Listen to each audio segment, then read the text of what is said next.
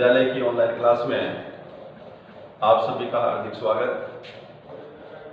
कल का जो आपने वीडियो देखा उसमें चक्रवात, प्रतिचक्रवात, वाताग्र, उससे पहले वायुदाब की स्थिति आपने देखी। उम्मीद है आपको ठीक प्रकार से समझ में आया होगा। आज का अपना बिंदु है वायुमंडल में जल की स्थिति। देखिए, मुख्यतः वायुमंडल में जो जल है वो मुख्यतः 3 अवस्थाओं में रहता है। वायुमंडल में जो जल है वो कितनी अवस्थाओं में है? 3 अवस्था।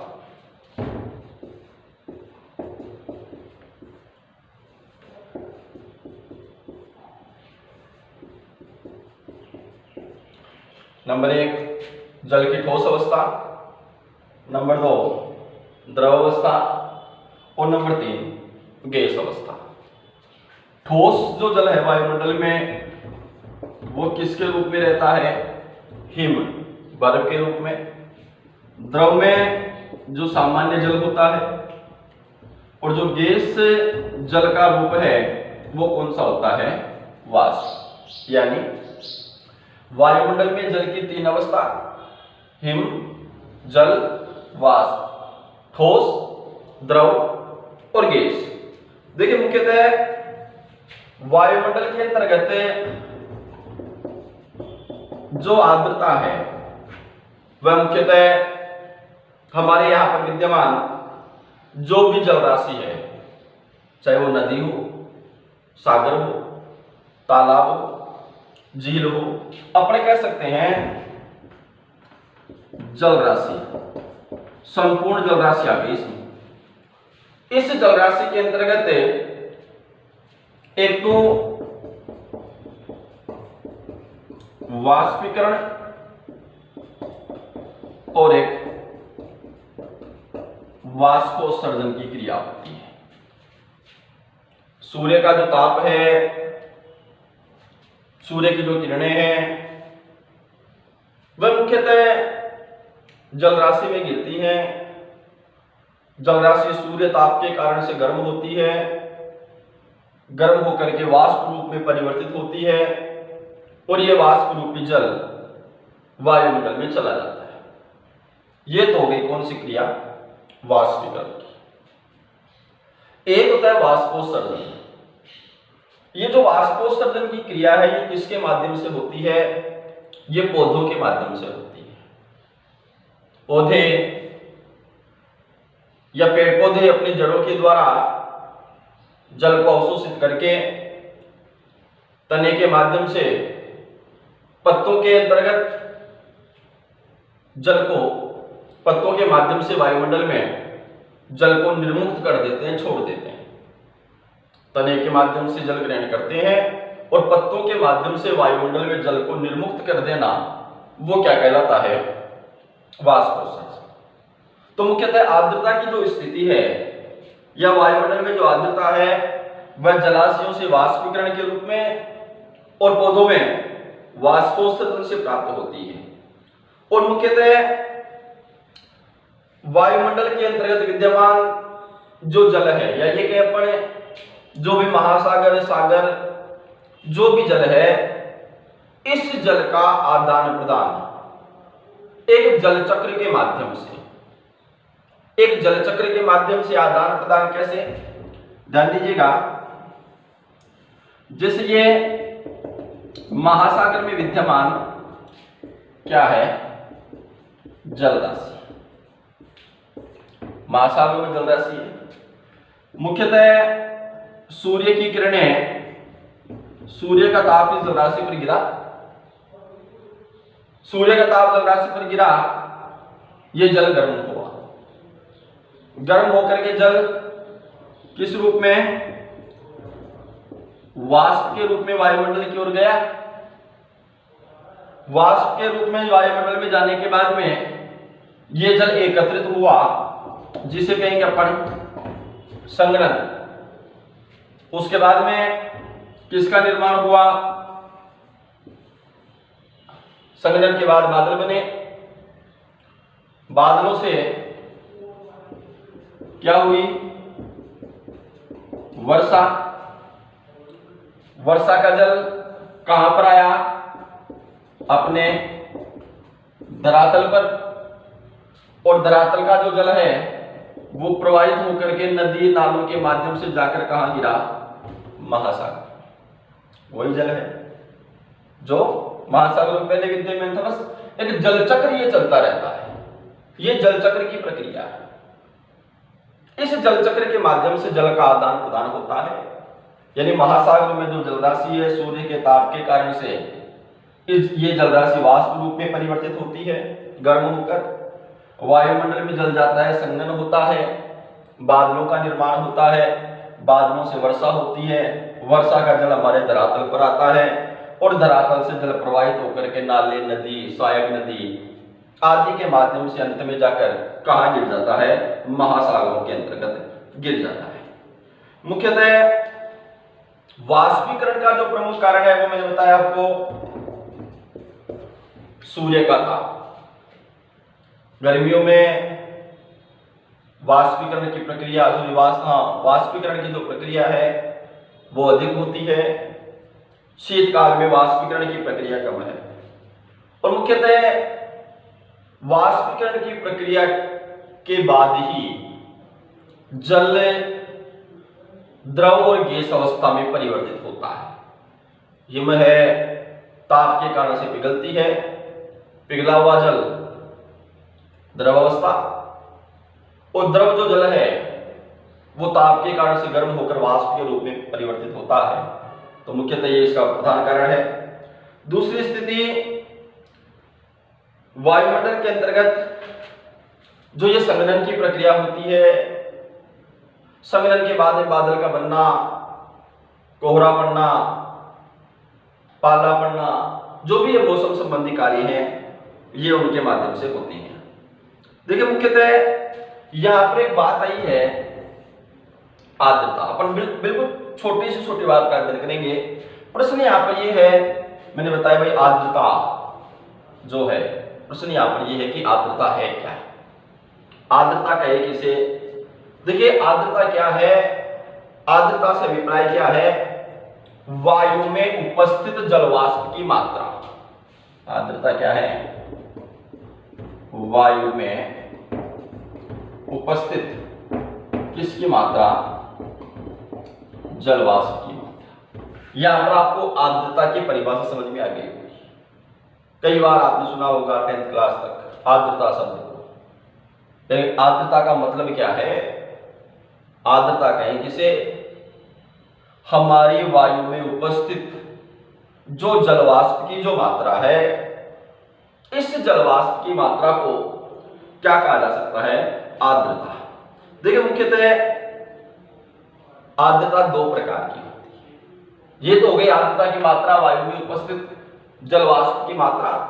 आर्द्रता कितने प्रकार की होती है, दो प्रकार की, दो प्रकार।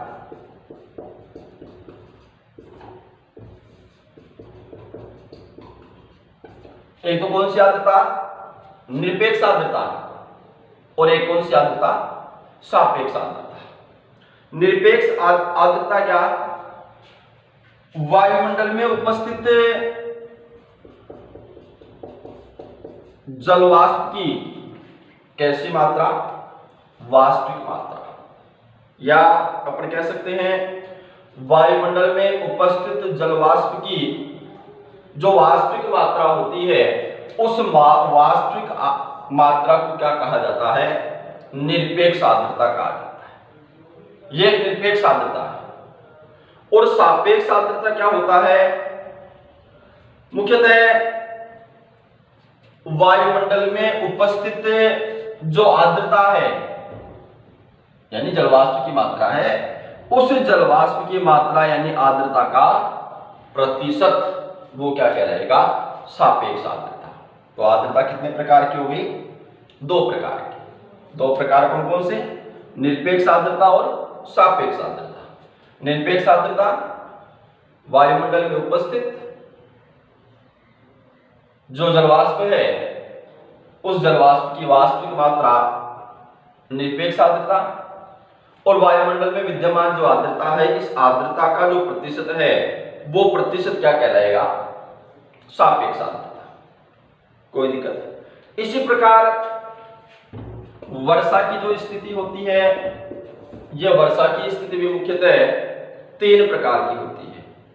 हालांकि प्रकार और है, लेकिन मुख्यतः एक सामान्य वर्षा, एक हिमवर्षा, एक सहिम वर्षा। भाई जब जल के रूप में वर्षा होती है तो वो कौन सी वर्षा हो गई? जल वर्षा। जब धरातल पर 0 डिग्री सेंटीग्रेड तापमान होता है तो हिम के टुकड़ों के रूप में वर्षा होती है, वो हिमपात। और एक सहिम वृष्टि क्या होती है? जिसमें जल की बूंदों के साथ साथ हिम के टुकड़े भी आते हैं, वो सहिम वृष्टि कहलाती है। कोई दिक्कत? ये वर्षा की स्थिति। आगे देखो, वायुमंडल में जल की स्थिति अपन देख रहे हैं। एक शब्द आया था अपने यहां पर, बादल। देखिए सामान्य रूप से बादलों के बारे में अपन सभी जानते हैं, लेकिन केवल इतना जानते हैं कि ये बादल है। बनता कैसे है, बनने का कारण क्या है? देखो मुख्यतः बादल होता क्या है, कहें किसे? जल की छोटी बूंदें, पानी की जो छोटी बूंदें हैं या बर्फ के जो छोटे रवे होते हैं, उनकी एक सहती होती है। बादल जल की छोटी बूंदों या हिम की रवों की एक सहती का मतलब होता है परत। एक परत होती है जो कि पर्याप्त ऊंचाई पर स्वतंत्र हवा में, जो कि पर्याप्त ऊंचाई पर स्वतंत्र हवा में जलवाष्प के संघनन के कारण बनती है, उसे बादल कहते हैं। बादल क्या है? जल की छोटी बूंदों या बर्फ के छोटे छोटे टुकड़े रवे, उनकी एक परत होती है जो स्वतंत्र ऊंचाई पर या पर्याप्त ऊंचाई पर स्वतंत्र हवा में किसके कारण से बनता है? जलवाष्प के संघनन के कारण से बनता है, उसे मुख्यतः बादल कहा जाता है। देखिए बादलों की ऊंचाई, बादलों का घनत्व, बादलों की पारदर्शिता, बादलों की अपारदर्शिता, इस आधार पर बादलों के अनेक प्रकार हैं। मुख्यतः पक्षाव में बादलों के प्रकारों की विवेचना करें। बादलों के प्रकार, पक्षाव मेघ, कपासी मेघ, स्थली मेघ और वर्षा मेघ। ये चारों क्या हो गए? बादलों के प्रकार। किस आधार पर? मुख्यतः बादलों की ऊंचाई, बादलों का विस्तार, बादलों का घनत्व, बादलों की पारदर्शिता, अपारदर्शिता, इस आधार पर मुख्यतः ये बादलों के कितने प्रकार हो गए?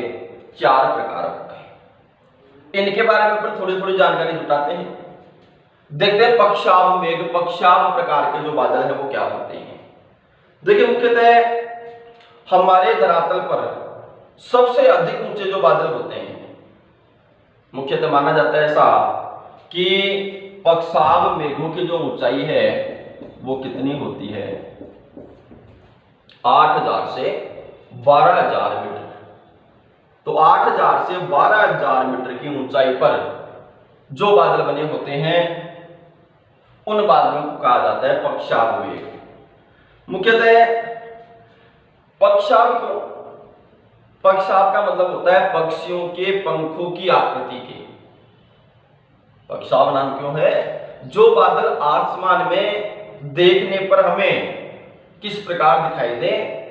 पक्षियों के पंखों के आकार के जो बादल हमें दिखाई देते हैं। और सबसे महत्वपूर्ण बात, पक्षाव जो बादल होते हैं उनका रंग हमेशा कैसा होता है? सफेद। तीन बातें आई सामने। पक्षाव बादल सबसे ऊंचे होते हैं जिनकी ऊंचाई 8000 से 12000 मीटर तक होती है। पक्षाव नाम क्यों? पक्षियों के पंखों की आकृति के समान होते हैं। और पक्षाव बादलों का जो रंग होता है वो कैसा होता है? सफेद। दूसरा, कपासी मेघ मुख्यतः ऊंचाई होती है कितनी? 4000 से 7000 मीटर की ऊंचाई वाले होते हैं। मुख्यतः कपास से निर्मित होती है रुई, जो रुई की आकृति के समान हमें आकाश में दिखाई देते हैं, उन्हें कपासी मेघ कहा जाता है। मुख्यतः चपटे आधार वाले होते हैं, इधर उधर बिखरे हुए होते हैं, एक बादल का गुच्छा इधर, एक इधर, एक इधर, इस प्रकार से। तो 4 से 7000 मीटर इनकी ऊंचाई, रुई की आकृति के समान, छितरे हुए बिखरे हुए होते हैं। ये महत्वपूर्ण बातें। एक है स्तरीय मेघ। स्तरीय मेघ क्या होते हैं? देखो, आकाश में परतदार अवस्था में बहुत विशाल भाग पर फैले हुए। स्तरीय मेघों की जो आकृति होती है वो परतदार होती है और एक बहुत विशाल आकार के अंतर्गत होते हैं। और मुख्यतः उष्मा का ह्रास जब हो जाता है, या आप ये कह सकते हैं कि जो अलग अलग तापमानों पर जब हवा आपस में मिलती है, भाई एक तापमान है 40 डिग्री, एक है 20 डिग्री, दोनों तापमानों की हवा आपस में मिल गई। 20 डिग्री तापमान से चलने वाली हवा या 20 डिग्री तापमान में चलने वाली हवा और 40 डिग्री तापमान में चलने वाली हवा, दो भिन्न भिन्न तापमान हो गए ना। इन दोनों तापमानों की हवा जब आपस में मिल जाएगी, कौन सा बादल बन जाएगा? इस तरीके। चौथा आता है वर्षा मेघ। वर्षा मेघ देखो, काले रंग के होते हैं, स्लेटी रंग के होते हैं और हमारे धरातल के सबसे समीप जिन बादलों का निर्माण होता है, जो बादल हमारे धरातल के बिल्कुल नजदीक होते हैं, मुख्यतः सूर्य की किरण, कई बार आपने देखा होगा कि आकाश में सफेद बादल होते हैं और धूप बनी रहती है नीचे, वो पारदर्शी स्थिति होती है। लेकिन जो वर्षा मेघ होते हैं वो सूर्य की किरणों के लिए अपारदर्शी होते हैं, सूर्य की किरणों को क्रॉस नहीं करने देते। और मुख्यतः कई बार तो स्थिति वर्षा मेघ की ऐसी होती है कि ये धरातल के इतने नजदीक होते हैं, कैसा लगता है कि ये धरातल के टच हो रहे हैं। तो मुख्यतः अधिक ऊंचाई वाले बादल हो गए, मध्यम ऊंचाई वाले बादल हो गए और ये कम ऊंचाई वाले बादल हो गए। इसी प्रकार वर्षा की स्थिति अपन देखें। देखिए, मुख्यतः वर्षा की स्थिति में वर्षा के जो प्रकारों की अपन बात करें, एक तो ये प्रकार था कि एक तो हिम वर्षा होती है, एक जल वर्षा होती है, एक सहिम वर्षा होती है। इसके अतिरिक्त भी वर्षा को 3 प्रकार हमारे धरातल पर जो वर्षा का वितरण होता है, इस वर्षा वितरण के आधार पर 3 प्रकार की वर्षा होती है। संवाहनीय वर्षा, पर्वतीय वर्षा और चक्रवातीय वर्षा। देखते हैं।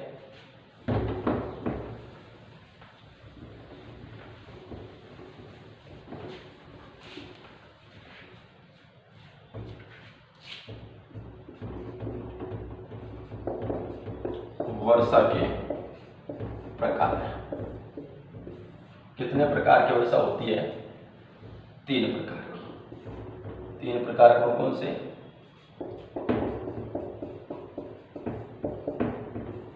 संवाहनीय वर्षा,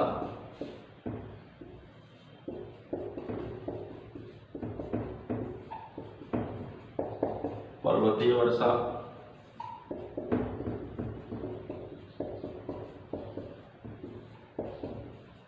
चक्रवाती वर्षा। ये 3 प्रकार की वर्षा की स्थिति होती है। देखिए, संवाहनीय वर्षा क्या होती है?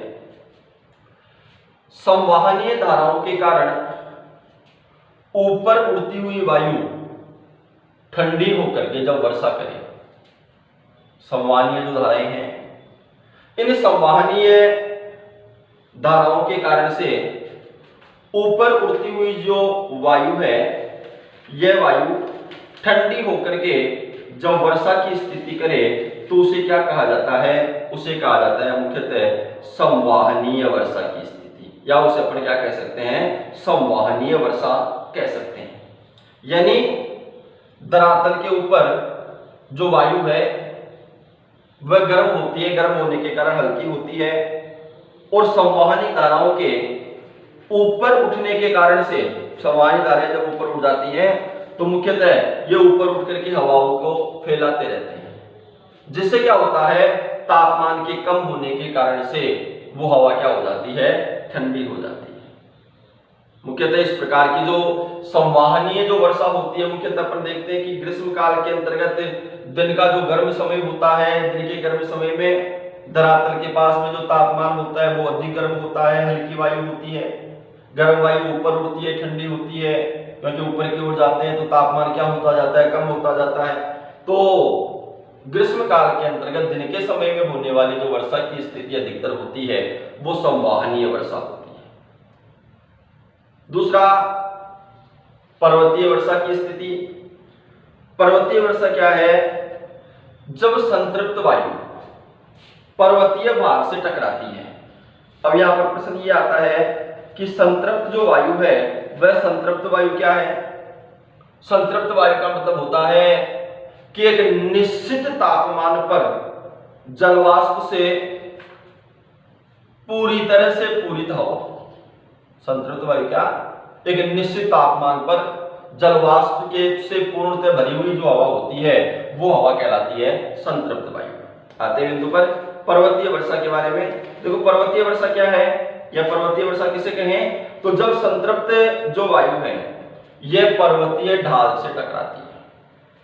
संतृप्त वायु का प्रवाह हो रहा है और पर्वतीय ढाल से जाकर के ये वायु टकरा गई, और अब टकराएगी, जैसे मान लो ये पर्वतीय स्थिति है, संतृप्त वायु इस प्रकार से चल रही है, ये इस ढाल से टकराएगी तो नीचे की ओर तो आएगी नहीं, ये ऊपर की ओर जाने के लिए क्या हो जाती है? मजबूर हो जाती है। तो मुख्यतः ऊपर की ओर जाती है तो ये वर्षा करती है, इसलिए इसे पर्वतीय वर्षा कहते हैं। किसे कहेंगे? जब संतृप्त वायु आप समझ गए ना, निश्चित तापमान पर जलवाष्प से पूरी तरह भरी हुई वायु है वो संतृप्त वायु कहलाती है। जब संतृप्त वायु किससे टकराती है? पर्वतीय ढाल से टकराती है। अब पर्वतीय ढाल से टकराएगी तो ये नीचे की ओर ना करके ऊपर की ओर जाती है, और ऊपर की ओर जाकर के ये वायु किस रूप में? वर्षा करती है, जल के रूप में। ऊपर की ओर जाने के लिए पूरी तरह मजबूर हो जाती है, इसलिए ये वर्षा की स्थिति बनती है। इस प्रकार की जो वर्षा होती है वो वर्षा मुख्यतः पर्वतीय वर्षा कहलाती है। मुख्यतः ऐसी वर्षा की स्थिति के अंतर्गत जो तापमान है वो तापमान मुख्यतः क्या होने लगता है? कम होने लगता है। तो ये जो संतृप्त वायु है ये पर्वतीय वर्षा का प्रधान कारण हो गई। तीसरा आता है वो है चक्रवातीय वर्षा। चक्रवातीय वर्षा से पहले अपन चक्रवात के बारे में पिछले वीडियो में आपने पढ़ा था। किसे कहते हैं चक्रवात? 3-4 बातें बताई थी हमें आपको कि चक्रवात निम्न वायुदाब के केंद्र होते हैं।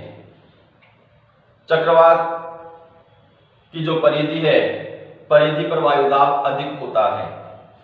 हवाएं परिधि से केंद्र की ओर चलती हैं और केंद्र के अंतर्गत हवाओं का दबाव बनता है, चक्रवात की स्थिति बनती है। गोलाकार, अंडाकार, द्विआकार, ये मुख्यतः आपको चक्रवातों के आकार बताए थे। आते हैं बिंदु पर चक्रवातीय वर्षा की स्थिति। देखिए चक्रवातीय वर्षा क्या है? सामान्यतः नाम से स्पष्ट है, चक्रवातों से होने वाली वर्षा। कई बार आपने नाम सुना होगा फ्रंटल वर्षा। फ्रंटल वर्षा किसे कहते हैं? चक्रवातीय वर्षा को कहते हैं। चक्रवातों के कारण से जो वर्षा की स्थिति बनती है या चक्रवातों के कारण से जो वर्षा आती है उसे क्या कहा जाता है? उसे चक्रवातीय वर्षा कहा जाता है। कैसे? जब ठंडी और गर्म वायु राशियां विपरीत दिशा से आकर मिलती हैं, जब दो भिन्न स्वभाव वाली वायु राशियां, गर्म और ठंडी, दोनों भिन्न दिशा से आकर मिलती हैं तो वो एक दूसरे में मिश्रित नहीं हो पाती, तो एक असततता का क्षेत्र निर्मित करती हैं। एक असततता का क्षेत्र निर्मित करती हैं जिससे क्या होता है, इन दोनों हवाओं के मिलन पर एक वाताग्र बनता है। वाताग्र मैंने आपको बताया था कि जब गर्म और ठंडी वायु आपस में मिलती है तो इन दोनों के मध्य का क्षेत्र जहां पर ये मिल रही है उसे वाताग्र कहते हैं। तो वाताग्र का निर्माण होता है और इस वाताग्र में ऊपर गर्म वायु और नीचे कौन सी वायु, ठंडी वायु राशि आ जाती है। ठीक है, जिससे स्थिति क्या होती है, संघनन की स्थिति बनती है। फिर वही प्रक्रिया बादल बनना, वर्षा का होना, यह प्रक्रिया प्रारंभ हो जाती है। आ रहा है समझ में? तो ये हो गई कौन सी वर्षा, चक्रवाती वर्षा। किसे कहेंगे चक्रवाती वर्षा? सामान्य रूप में तो चक्रवातों से होने वाली जो वर्षा है उसे चक्रवाती वर्षा, दूसरा नाम क्या बताया आपको, फ्रंटल वर्षा कहते हैं। क्यों होती है, किस प्रकार होती है? जब दो भिन्न दिशाओं से भिन्न स्वभाव वाली यानी गर्म और ठंडी वायु राशियां आकर के मिलती हैं और उन दोनों वायु राशियों का आपस में मिश्रण नहीं हो पाता तो एक असततता की स्थिति बन जाती है। और जब ठंडी और गर्म वायु राशि मिलती है तो किसका निर्माण हो जाता है? निर्माण हो जाता है वाताग्र का। और उस वाताग्र में ऊपर गर्म वायु और नीचे ठंडी वायु होती है, जिससे संघनन की स्थिति प्रारंभ हो जाती है। और ये जो संघनन की जो प्रक्रिया है, इस संघनन की प्रक्रिया के कारण से बादलों का बनना प्रारंभ हो जाता है और बादल बनकर के किसका निर्माण क्या करते हैं, वर्षा की स्थिति उत्पन्न करते हैं। इस प्रकार की होती है चक्रवाती है वर्षा की स्थिति। तो ये वर्षा के मुख्यतः 3 प्रकार बता दिए आपको, बादलों के 4 प्रकार बता दिए। ये मुख्यतः वायुमंडल के अंतर्गत जल की स्थिति विद्यमान होती है। देखिए मुख्यतः जैसे विषुवत रेखीय प्रदेश है, विषुवत रेखीय प्रदेश समझते ना, भूमध्य रेखीय प्रदेश 0 डिग्री वाला, वहां पर प्रतिदिन कौन सी वर्षा होती है? संवहनीय वर्षा होती है। प्रत्येक दिन संवहनीय वर्षा मुख्यतः विषुवत रेखीय या भूमध्य रेखीय जो क्षेत्र हैं उन भूमध्य रेखियों के क्षेत्र में होती है। इसमें देखिए वायु में उपस्थित जो जलवाष्प होता है उसे क्या कहा जाता है? मैंने बताया था वायु में उपस्थित जलवाष्प की मात्रा आर्द्रता कहलाती है। तो वायु में उपस्थित जलवाष्प आर्द्रता। वायुमंडल में उपस्थित जलवाष्प की जो वास्तविक मात्रा है, 2 प्रकार की आर्द्रता बताई थी। वास्तविक मात्रा तो निरपेक्ष आर्द्रता। वायु की जल ग्रहण करने की क्षमता में वृद्धि कब होती है? तो मुख्यतः जब तापमान बढ़ता है तो अधिक जलवाष्प ग्रहण होता है। संवहनिक वर्षा या संवहनिक प्रकार की जो वर्षा है वह मुख्यतः भूमध्य रेखीय क्षेत्र में बताया हुआ प्रतिदिन यहाँ पर होती है। इसके अतिरिक्त जैसे कोहरा, कोहरा क्यों पड़ता है पता है? कई बार आपने देखा होगा शीतकाल के अंतर्गत सुबह के समय कोहरे की स्थिति होती है, थोड़ी दूर देखने पर दिखाई नहीं देता। होता क्या है, शीतकाल में देखो दिन के रात्रि के समय में शीतकालीन लंबी जो रातें होती हैं वो हमारे धरातल को ठंडा कर देती हैं। तो कोहरा क्यों पड़ता है? शीतकाल में जो धरातल है वो धरातल क्या हो जाता है, ठंडा हो जाता है रात्रि के समय। दिन के समय में जब सूर्योदय होता है, सूर्योदय के बाद पूरे दोपहर का समय शाम तक हमारा जो धरातल है उसको थोड़ा तापमान मिलता है, यानी धरातल के पास की वायु रात की ठंडी वायु की तुलना में थोड़ी गर्म होती है। अरे समझ, तो ठंडी और गर्म वायु आपस में मिल जाते हैं। दिन के समय की तो गर्म वायु और रात्रि के समय की ठंडी वायु। जब 2 भिन्न वायु राशियां आपस में मिलती हैं, जब 2 विपरीत स्वभाव वाली ठंडी और गर्म वायु राशियां आपस में मिलती हैं तो किसका निर्माण हो जाता है? कोहरे का निर्माण हो जाता है। यह मुख्यतः वायुमंडल के अंतर्गत जल की उपलब्धता। यहां तक के मैटर में आज वाले बिंदु में या पहले कभी किसी को कोई प्रॉब्लम रही हो या ठीक ढंग से समझ में नहीं आया हो तो डाउट का जो ऑप्शन दे रखा है उसमें आप अपना डाउट भेज सकते हैं। दूसरी बात, जो नोट्स वगैरह हैं अभी तक केवल आपके पास वीडियो भेजे जा रहे हैं, तो नोट्स भी जल्द ही अवेलेबल करवा दिए जाएंगे। अपने जो भी ये 20-25 जितने वीडियो हो गए आप इनको बार बार देखते रहें, रिवीजन करते रहें। आज वायुमंडल में जल, जिसके अंतर्गत मैंने आपको बादल, बादलों के प्रकार, वर्षा, वर्षा के प्रकार, आर्द्रता, आर्द्रता के प्रकार, जल चक्र, इन सब के बारे में बताया। उम्मीद है ठीक प्रकार से आपको समझ में आया होगा। फिर भी जहाँ कोई समस्या हो तो आप डाउट के ऑप्शन में भेज सकते हैं। धन्यवाद। आज इतना ही। शेष कर